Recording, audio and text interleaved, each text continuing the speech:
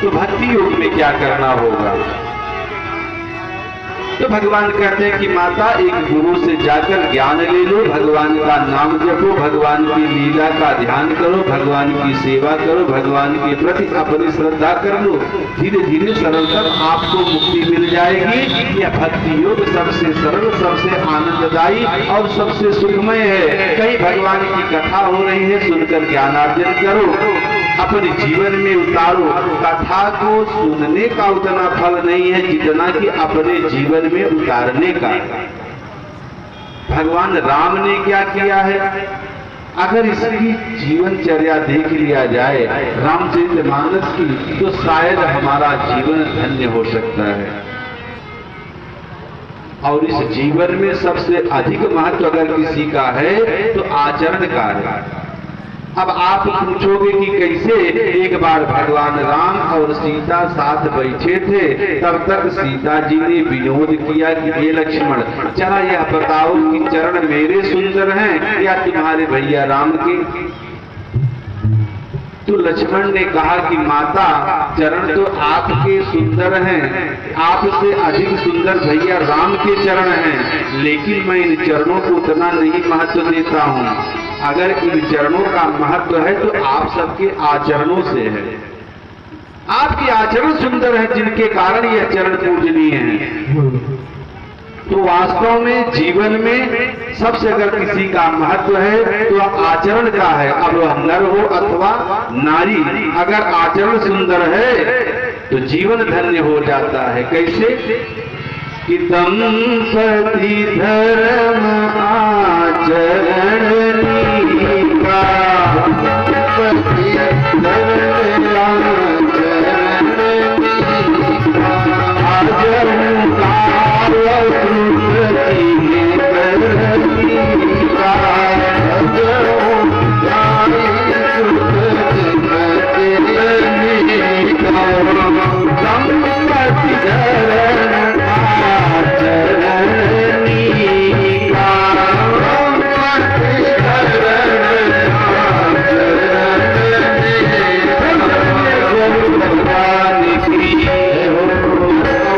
सदरूपा के इतने सुंदर आचरण थे, उन्होंने भगवान को लाकर पृथ्वी पर प्रकट कर दिया।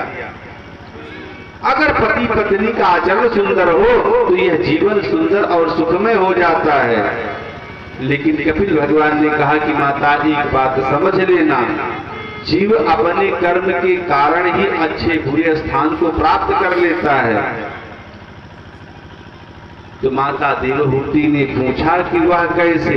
तो भगवान कहते हैं, पता है, जब माताएं रजस्वला होती हैं तो ऐसे में 3 दिन तक, प्रथम दिन चांडाली का और तीसरे दिन ब्रह्मघातिनी और चौथे दिन धोबनी की संज्ञा, इतनी अपवित्रता होती है। 5वें दिन पूजा पाठ का अधिकार मिलता है। इसके बाद अच्छे आचरण के साथ विषम दिनों में कन्या और सम दिनों में पुत्र की प्राप्ति होती है। लेकिन ऐसे में जब जीव माता के गर्भ में आता है तो वह पहले तो कलल का स्वरूप होता है, 1 महीने में बेर के फल के समान हो जाता है। दूसरे महीने में उससे ब्रह्मरथ की तैयारी होती है और तीसरे महीने में उसके स्वरूप का आकार बनने लगता है। चौथे महीने में यह समझा जा सकता है कि यह कौन है। 5वें महीने में उसको भूख और प्यास लगती है।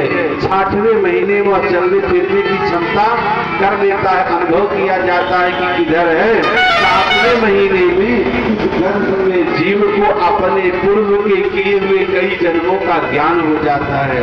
वो ईश्वर परमेश्वर जगदीश्वर ने कई बार हमको नर नारी का तो जीवन दिया, लेकिन हम विषयों में आसक्त होकर इसको नष्ट प्राय कर दिए।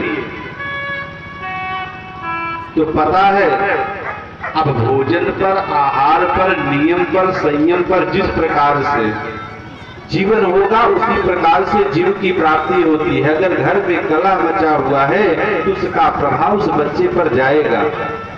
इसीलिए बालक जब गर्भ में हो तो बहुत तीखा, बहुत मीठा, बहुत ही संयम भोजन करना चाहिए, ऐसा का त्याग करना चाहिए, फल आहार करना चाहिए। इससे वह सुंदर, सुशील और गुणवान भी होगा।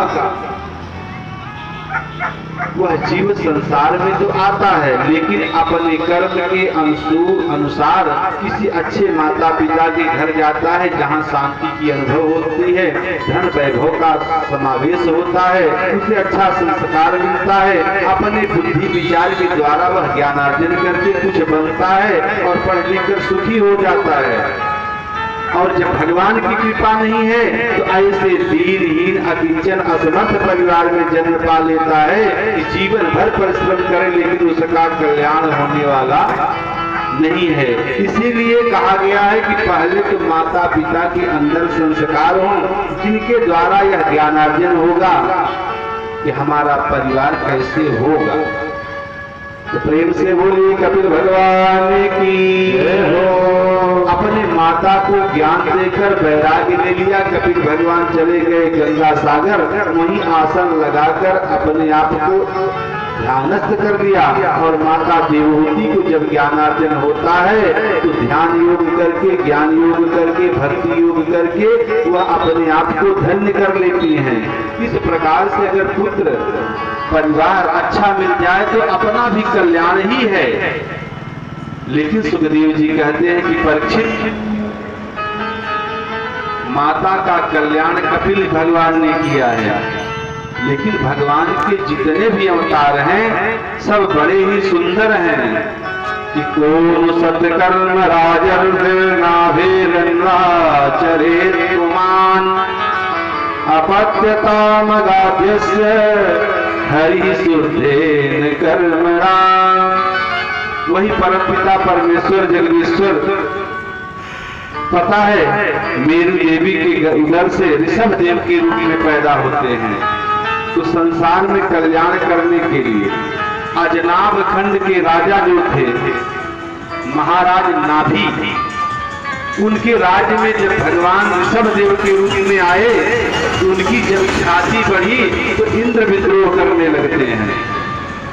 और इंद्र भगवान जब विद्रोह करते हैं तो पता है क्या किया, वर्षा बंद कर दिया उनके राज्य में। जब वर्षा होना बंद हो गया तो महाराज नाभि को बड़ा दुख हुआ कि प्रजा हमारी दुखी हो जाएगी, कैसे इसका कल्याण करूं। तो ऋषभ देव कोई साधारण तो थे नहीं, भगवान के साक्षात अवतार थे। तो नायम देहो देह भाजाम नृलोके काष्टान कामान रहते भिंग भुजाम में।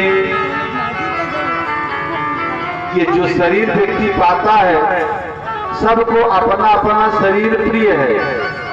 अगर हम देखें सूअर को तो ऐसा लगता है कि सबसे गंदा शरीर इसका है। विष्ठा भोजी सूकर कुकर भी संसार में शरीर पाकर अपने को सुखी समझ रहे हैं। लाख उसको वहां से हटाना चाहो लेकिन वह वहीं भाग कर जाएगा। ये भगवान की माया है। हमको लगता है कि गंदगी में है लेकिन वह अपने को सुखी समझ रहा है।